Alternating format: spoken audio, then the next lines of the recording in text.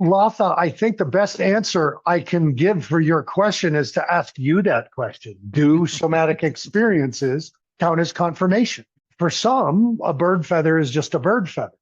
If Mhm. there was a universal truth to it being confirmation, then we would have to agree, right? That when somebody feels supported by the Prince of Peace, and as a living, breathing entity that intervenes in their daily life when asked. And other people see it as a consciousness, a state that you achieve, this Christ consciousness. Others being a mythological being that has morals and stories for us to grow our lives from. Certainly as a Freemason, having the Bible on our center altar, we are not required to see that as anything other than a book of laws, of moral laws and dogma. But to some of my brothers in the lodge room, that is the keystone to their temple.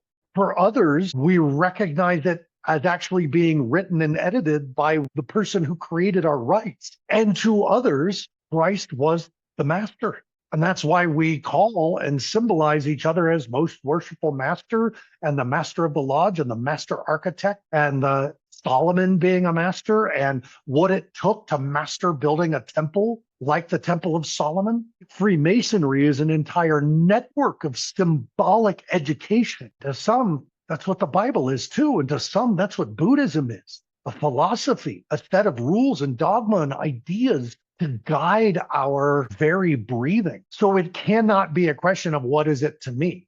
I have a very, as I put my feathers back onto my altar, that is a table of symbols for me that guide my life and prayer. This is a altar. Everything that's in front of me at my workspace is a symbol of what I do. My kitchen has become an altar. Mostly a place where I worship and express gratitude towards my wife for cooking, but now I'm cooking and I'm getting to experience working at the altar. My bed is an altar.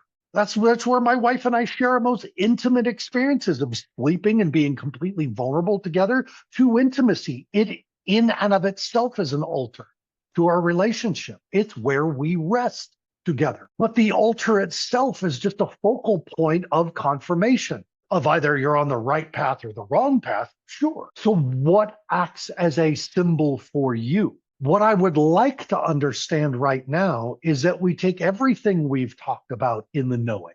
As Latha, the somatic experience can become a symbolic. But now let's take that even deeper.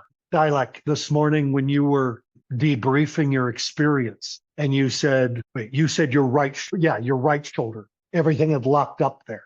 Does anyone understand the symbology of the right shoulder versus the left shoulder? Does anybody hear what about metaphysical anatomy? How come it wasn't her knee that was locked up? How come it wasn't her neck? Who came back? Christine, was it you who came back on day 2 with a migraine? Or Tori, was that you? How did you physically take away the experience of day 1 and day 2? And where does it show up in your body? And is there symbolic meaning to where it shows up? Where do you deal with stress? Agatha, thank you. Agata, that's right. Agata, Agatha. Got it. Thank you.